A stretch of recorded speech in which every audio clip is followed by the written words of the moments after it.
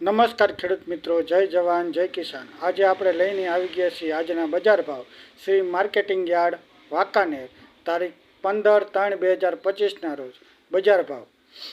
મિત્રો, મારી YouTube channel ઉપર દરરોજ બજાર ભાવના વિડીયો મૂકવામાં આવે છે, તો જે લોકોએ મારી ચેનલ સબસ્ક્રાઈબ ન કરી હોય તો સબસ્ક્રાઈબ કરી લેવા નમ્ર અપીલ। તો ચાલો આપણે ભાવ જોઈએ।